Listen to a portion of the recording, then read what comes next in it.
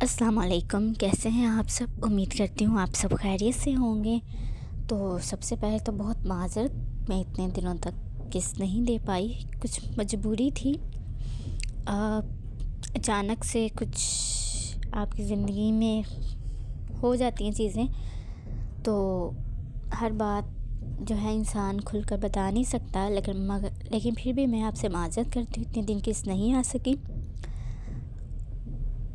مگر آئندہ سے کوشش کروں گی کہ ایسا نہ ہو، ایک دن کے گیپ سے ایپیسوڈ آتی رہے۔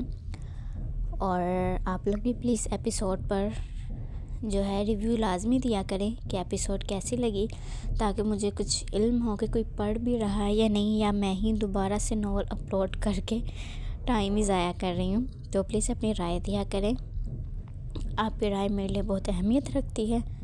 ہم لوگ چلتے ہیں ایپیسوڈ کی طرف۔ عشق دلکش از قلم رہا خان، ایپیسوڈ نمبر 10۔ سبز چمکتی ہوئی آنکھیں، ایسی آنکھیں جو اندھیرے میں بھی دھواں دار روشنی بکھیر رہی تھیں، آنکھیں جو خاموش بھی تھیں اور بولتی بھی۔ کرسی کے سامنے ایک نوجوان جھکے ہوئے سر کے ساتھ کھڑا تھا، اس کے ماتھے پر پسینہ تھا اور ہاتھوں میں ہلکی سی کپکپاہٹ۔ گرین شیڈو نے اپنی کرسی پر بیٹھے بیٹھے ایک انگلی میز پر ٹک ٹک بجائی، پھر ایک ہلکی سی آواز میں بولا، ایسی آواز جس میں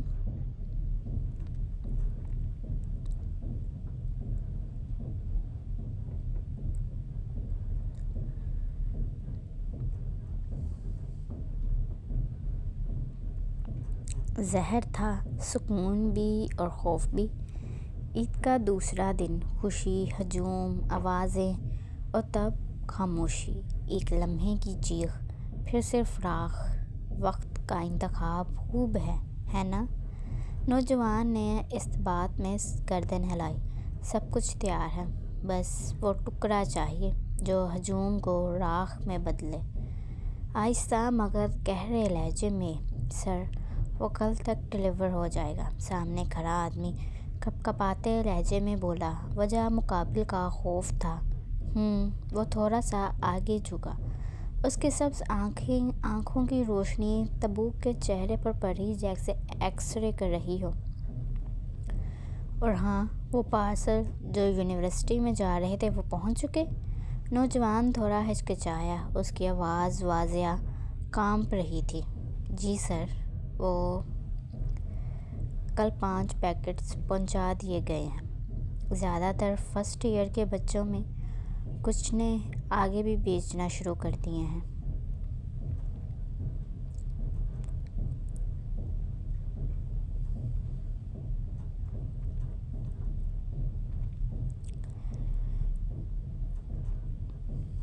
گرین شیڈو ہنسا نہیں، لیکن اس کی آنکھوں میں ایک عجیب چمک ابھری، جیسے کسی شطرنج کے ماہر نے ایک چال کامیابی سے چل لی ہو۔ بہت خوب، بچے ہیں نا، تجسس بھی ہے، معصومیت بھی اور کمزوری بھی، یہی کمزوریاں ہمارا سرمایہ ہیں۔ کمرے میں ایک لمحے کو خاموشی چھا گئی، پھر اس نے میز کے نیچے سے ایک چھوٹا بٹن دبایا۔ دیوار پر ایک بڑی اسکرین آن ہوئی، جس پہ شہر کا ایک مصروف چوراہا دکھائی دے رہا تھا۔ لوگ چل رہے تھے، ہنس رہے تھے، خوشیاں منا رہے تھے۔ اس کے چہرے پر مسکراہٹ تھی، تباہ کن مسکراہٹ۔ وہ عید کے دنوں میں تباہی مچانا چاہتا تھا، تاکہ لوگ اس حادثے کو ہمیشہ یاد رکھیں، کبھی بھول نہ پائیں۔ خوشی کے بیچ جب غم گرتا ہے تو لوگ بھولتے نہیں، اور ڈر کے مارے جینا بھی بھول جاتے ہیں۔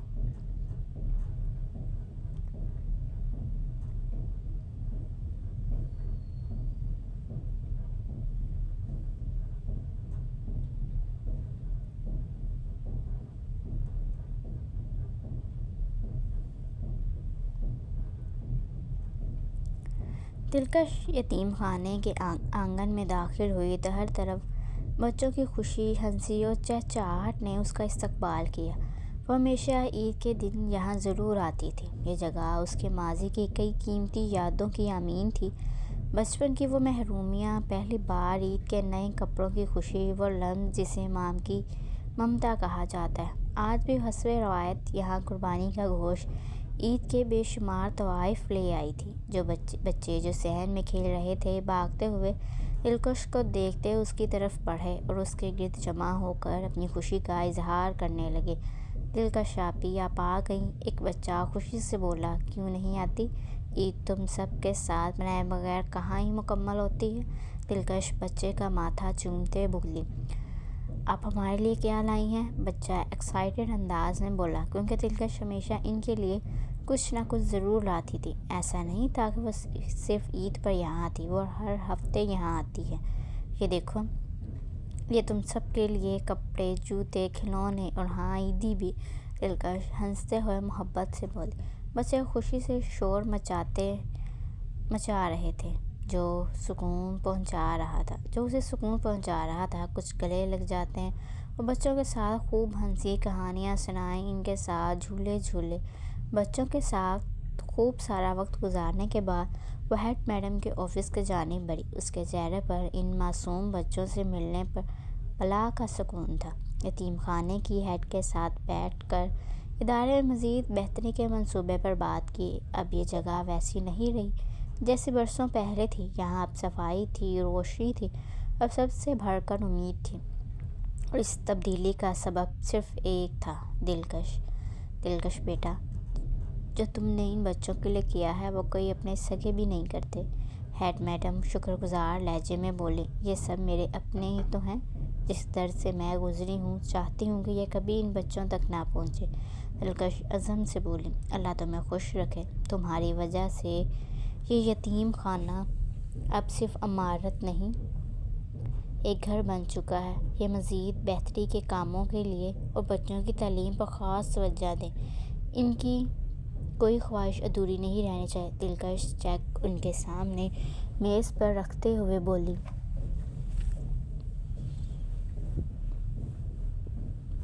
جس پر ہیڈ میڈم محبت سے اسے دیکھتی رہیں۔ یہ عورت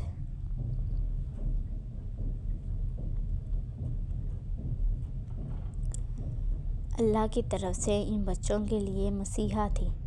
جب وہ واپسی کے لیے گاڑی میں بیٹھی تو ایک لمحے کو اس کی نگاہ اپنے ہاتھوں پر ٹھہر گئی۔ وہاں گجرے تھے، سرخ مگر ہلکے سے مرجھائے ہوئے۔ ایزن نے انہیں پہننے سے انکار کر دیا تھا کیونکہ وہ تر و تازہ نہیں رہے تھے اور ملازم کو حکم دیا تھا کہ پھینک دیں۔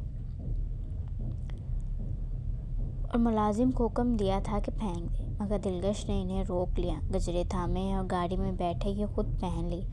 مرجھائے گجرے اس کے دل کی نرم دیواروں پر ایک کہانی بن گئے، ایک یاد، ایک شخص، شہزاد۔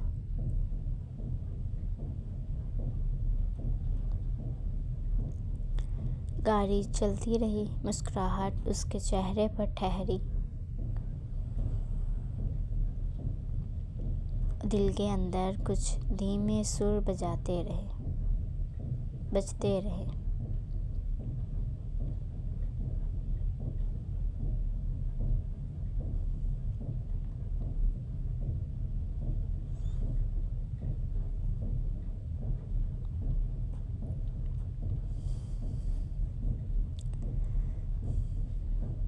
دور گھروں میں چلتی چمکتی روشنیاں۔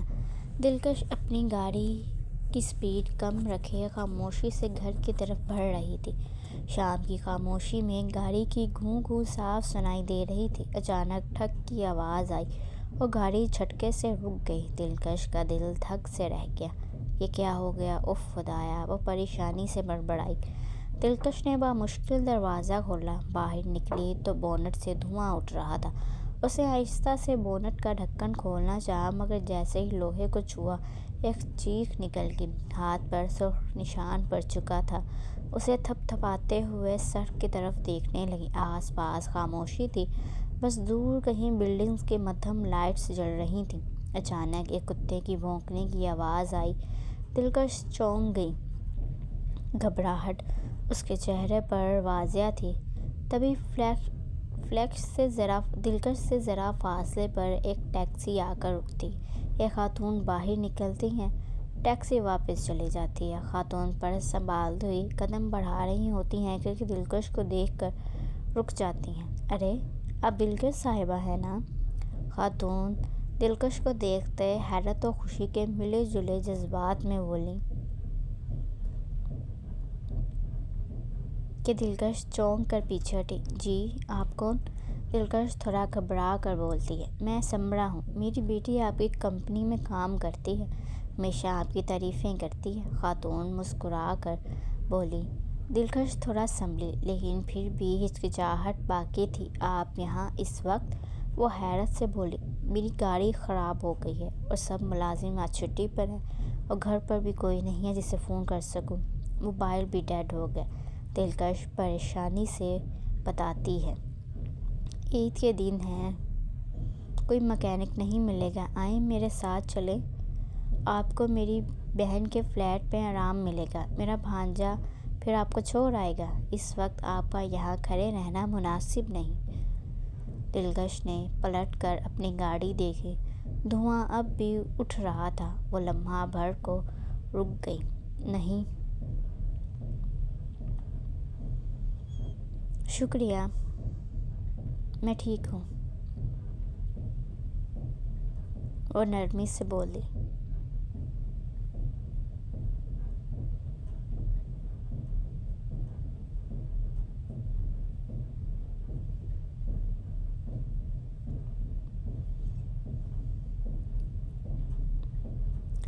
آپ مجھ پر بھروسہ کر سکتی ہیں دلکش صاحبہ، میں ماں ہوں اور آپ کو اکیلا نہیں چھوڑ سکتی۔ میری بیٹی آپ کے بارے میں جو کچھ کہتی ہے، آپ تو اپنی سی لگتی ہیں۔ دلکش کا دل نرم پڑ گیا، اس نے آہستہ سے سر ہلایا۔ چلیں، دلکش ہلکی سی مسکراہٹ کے ساتھ بولی۔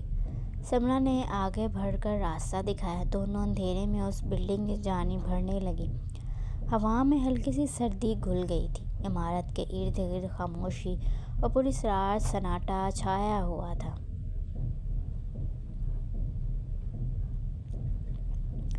لفٹ سے باہر نکلتے ہی دلکش اور سمرا آہستہ قدموں سے فلیٹ کی طرف بڑھے جہاں سمرا کی بہن رہتی تھی۔ راہداری خاموش تھی، جھلملاتی روشنی اور دور کہیں سے آتی ہوئی ہوا کی سسکی سنائی دے رہی تھی۔ اسی لمحے سمرا کا فون بج اٹھا۔ اسکرین پر بیٹی کا نام جھلک رہا تھا۔ اوہو، ایک تو اس لڑکی کو چین نہیں ہے۔ بیٹا اب بیل بجانا۔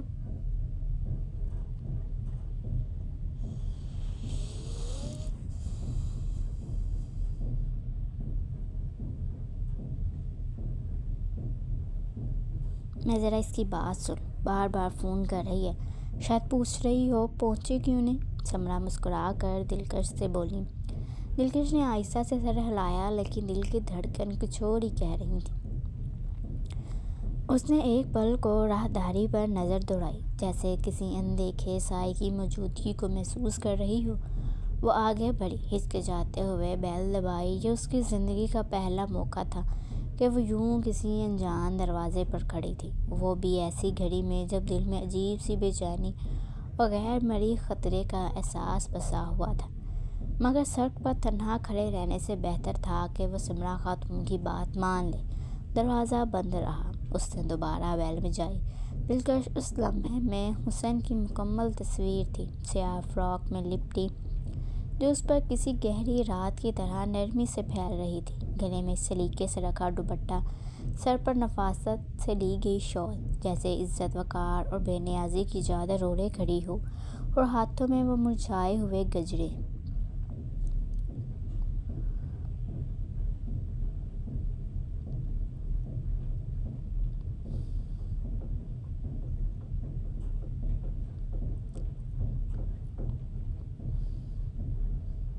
جن کی خوشبو شہزادی کے لمس کی یاد دلاتی تھی، اور لمحوں کی خوشبو جو اب صرف یاد بن چکی تھی۔ اس کی آنکھوں میں ایک خاموش اضطراب تھا، ہونٹوں پر بے نام ہچکچاہٹ اور چہرے پر وہ جھلک جسے صرف وہ پہچان سکتا تھا جس نے اسے دل سے چاہا ہو۔ پتہ نہیں کیوں دل یوں دھڑک رہا ہے، جیسے کچھ ہوگا، کچھ چھپا ہوا جو میرے پیروں کے قدمے سے زمین کھینچ سکتا ہے۔ اس کا دل وہموں کا شکار ہو رہا تھا۔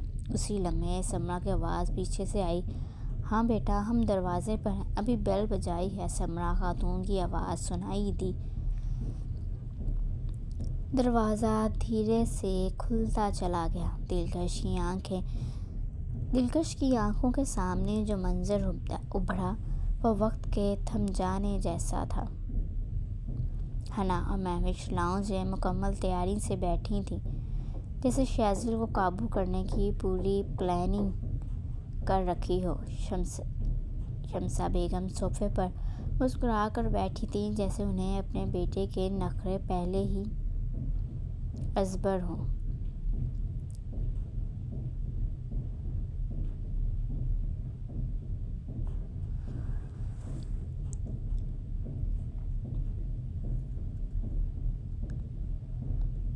شیزل دیکھیں، اگر آج آپ نے خود باربیکیو نہ بنا کر کھلایا نا، تو میں قسم کھاتی ہوں فیس بک پر شیزل کے نخرے کے نام سے پیج بنا دوں گی، حنا شوخی سے، اور میں اس پر روزانہ پوسٹ کروں گی۔ آج بھی شیزل بائی نے بہانہ بنایا۔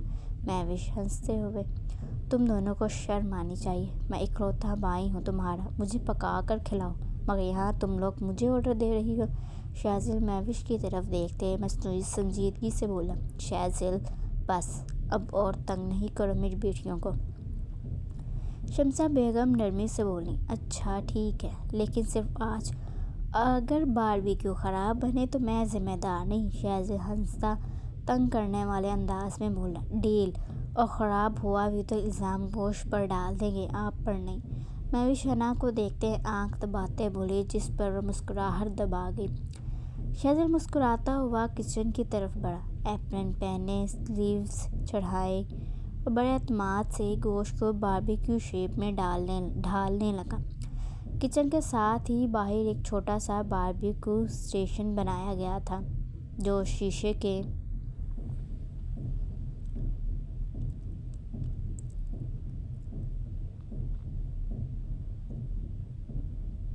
دروازے کے پار دکھائی دے رہا تھا۔ شمسہ بیگم، مہوش اور حنا اس کے قریب کھڑی باتیں کر رہی تھیں۔ ارے ماما، تو ابھی تک آئی نہیں؟ کہیں راستے میں کسی پرانی جان پہچان والی نہ مل گئی ہو انہیں، یا کسی پارلر یا پھر کسی میک اپ سیل میں؟ مہوش چٹکی لیتے ہوئے بولی، چپ کر، عید پر پارلر کیا میرے جیجو ٹو بی کھول کر بیٹھے ہیں؟ مہوش اسے چھیڑتے ہوئے بولی، جس پر مہوش نے دونوں ہاتھوں سے لعنت کا اشارہ کیا۔ اس پر حنا مسکراتے ہوئے کونے میں جا کر فون پر بات کرنے لگی۔ ادھر ماحول ہنسی مذاق سے بھرا ہوا تھا کہ اچانک ڈور بیل بجتی ہے۔ ارے خالہ جان آ گئی، میں دیکھتی ہوں، مہوش پرجوش انداز میں بولے۔ نہیں، میں دیکھتا ہوں، شیزل تیزی سے اسے روکتے ہوئے کہا۔ مہوش ہلکا سا بڑبڑائی، جو شیزل بخوبی سنا۔ کسی خاص کا انتظار تھا کیا؟ بیل بجی اور جناب دروازے کی طرف دوڑ گئے۔ شیزل کے لبوں پر دبی دبی مسکراہٹ اور دل میں اضطراب کے ساتھ کہا، نہیں، بس یوں ہی۔ شیزل دروازے کی طرف بڑھتا ہے۔ بیل ایک بار پھر بجتی ہے، لیکن اس بار کچھ بدل جاتا ہے۔ دل، یہ کیوں اتنی زور سے دھڑک رہا ہے، جیسے کوئی قریب ہو؟ وہ میری خاموش ملکہ، اچھا نام دیا ہے دل نے، وہ اپنے دل کو داد دیتے ہوئے سوچ رہا تھا۔ اور ایک لمحے دروازے کے پاس رکتا ہے، گہری سانس لیتا ہے، جیسے دل کی ہلچل پر قابو پانے کی کوشش کر رہا ہو۔ پھر ہاتھ بڑھا کر دروازہ کھولتا ہے۔ دروازہ کھلتا ہے اور سامنے دلکش، کالی فراک، سادہ مگر پر اثر شخصیت، شال سے ڈھکا سر، اور ہاتھوں میں وہی گجرے جو کبھی شیزل نے دیے تھے، اب ہلکی سی مرجھائی خوشبو کے ساتھ وقت کی سچائی سناتے ہوئے۔ شیزل ساکت اور لاؤنج کے قہقہے اچانک خاموش۔ دلکش کی نظریں شیزل کی نظروں سے ملتی ہیں۔ جیسے ہی شیزل دروازہ کھولتا ہے تو سامنے دلکش کھڑی ہوتی ہے۔ اس کی آنکھیں ساکت ہو جاتی ہیں، جیسے لمحہ تھم گیا۔ کیا یہ حقیقت ہے؟ اس کے دل نے سرگوشی کی، وہ بے یقین تھا۔ اور دوسری طرف دلکش بھی حیرت سے سادہ سے بلیک ٹراؤزر پر بلیک ہی ایپرن پہنے کھڑے شیزل کو دیکھتی ہے۔ ایک پل کو دونوں کو لگا جیسے سانس لینا بھی بھول گئے ہوں۔ دل جو صبح سے کسی انجانی کشش کی سمت کھینچا جا رہا تھا،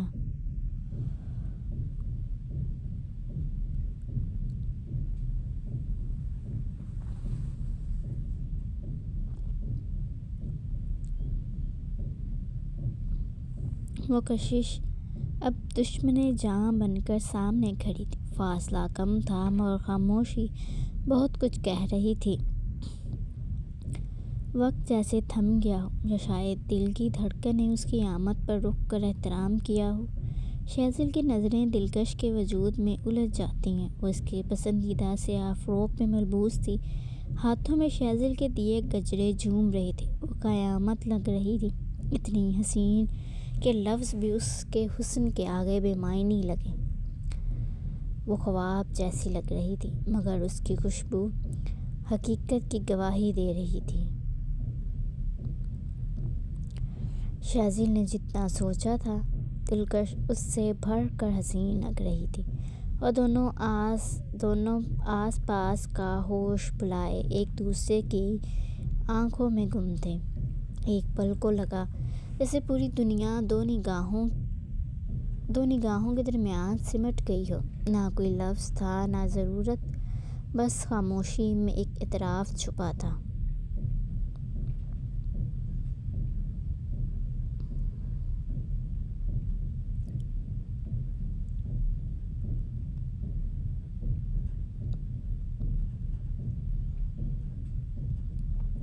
شہزل اس دن دوبارہ مول گیا تھا جہاں اسے پتہ چلا کہ کوئی وہ سیاہ فروک خرید چکا۔ اس کا دل ٹوٹا تھا۔ جس لباس میں وہ اپنے عشق کو دیکھنا چاہتا تھا وہ کسی اور کا ہو چکا تھا۔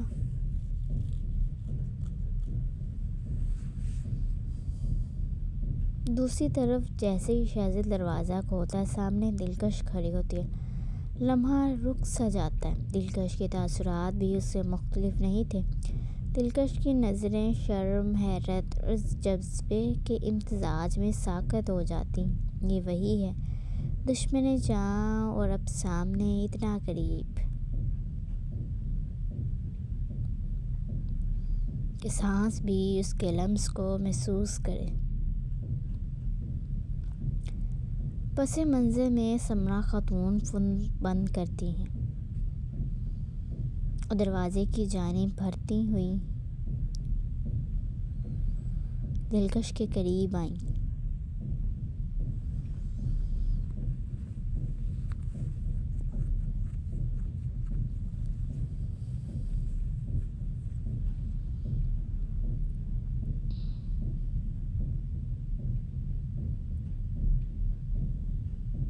شہزل، بچے کیسے ہو تم؟ سمرا خاتون مسکراتے ہوئے بولی۔ شہزل چونکتا ہے، جیسے کسی خواب سے باہر آیا ہو۔ وہ فوراً سمرا خاتون کے قریب آتا ہے، اپنا سر جھکا کر ان کے ہاتھ چومتا ہے۔ شہزل آہستہ لہجے میں، السلام علیکم خالہ جان۔ پھر وہ نظروں کا زاویہ دلکش کی جانب موڑتا ہے۔ مس دلکش،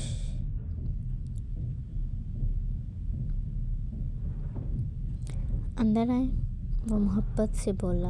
وہ چاہتا تھا دلکش اس کے گھر کی دہلیز عبور کرے۔ دلکش تھوڑا ہچکچائی، نظریں جھکائے، قدم آہستہ آہستہ رکھتے وہ دروازے کی جانب بڑھی، مگر شہزل کی نظریں جیسے اس کی رہنمائی کر رہی تھیں۔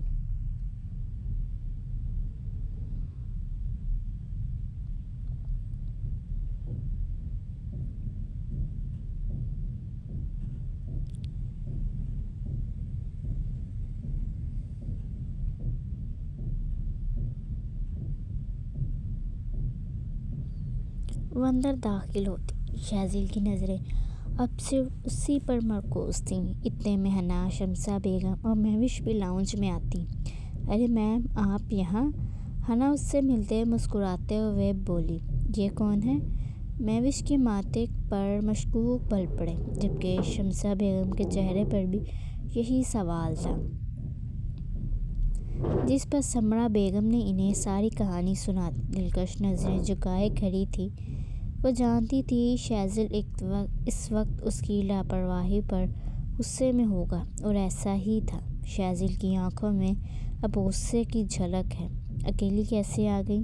کیوں اتنی لاپرواہی؟ کیا وہ نہیں جانتی کہ ان کی ہر سانس میرے دل کی دھڑکن ہے؟ وہ اداس دل سے سوچ رہا تھا۔ آؤ بیٹا، تم مہمان نہیں ہو، اسے اپنا ہی گھر سمجھو۔ دلکش ہچکچاہٹ محسوس کرتے ہوئے شمسہ بیگم نے محبت سے کہا۔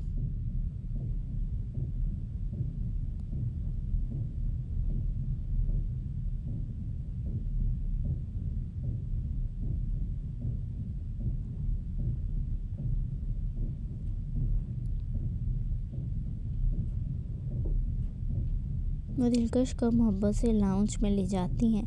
سب بیٹھ جاتے ہیں۔ چلو باربیکیو والا سیکشن دیکھتے ہیں نا، سب تمہارے ہی ہاتھ کے شاہکار کے انتظار میں ہیں۔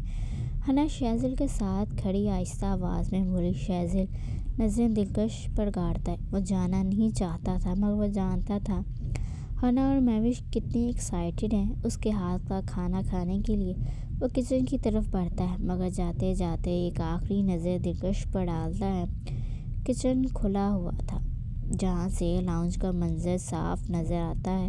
شہزل دلکش پر نظر رکھے ہوئے تھا۔ دلکش کا زاویہ ایسا کہ وہ اسے دیکھ تو نہیں سکتی تھی، مگر وہ جانتی ہے وہ اسے دیکھ رہا ہے۔ دلکش کنکھیوں سے حنا کو شہزل کا بازو تھامے کچن کی طرف بڑھتے دیکھ چکی تھی۔ وہ چلا گیا تھا، مگر وہ جانتی تھی اس کی نگاہیں یہیں تھیں، کیونکہ دل کی دھڑکن تیز ہو گئی ہے۔ کیوں دل کی دھڑکن تیز ہو گئی ہے؟ کیا میں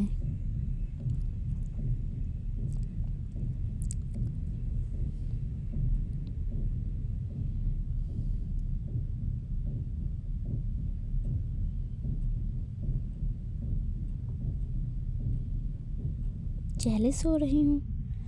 آپ بہت خوبصورت ہیں میم، مہوش مسکرا کر بولی۔ اس نے دلکش کی ترقی کے بارے میں بہت سنا تھا، مگر ملنے کا موقع آج ملا تھا۔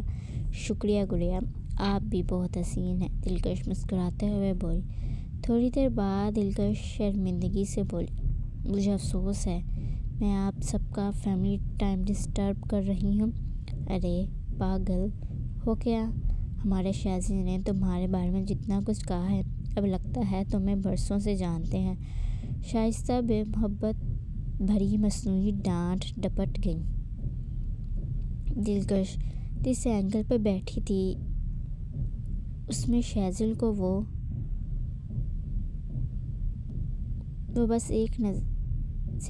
وہ نظر آ رہی تھی۔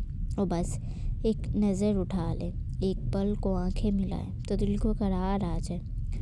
یہ کیا احساس ہے؟ کیا واقعی میں اس کی آنکھوں میں قید ہوں؟ یہ کیسا احساس ہے جو میرے دل کو گھیرے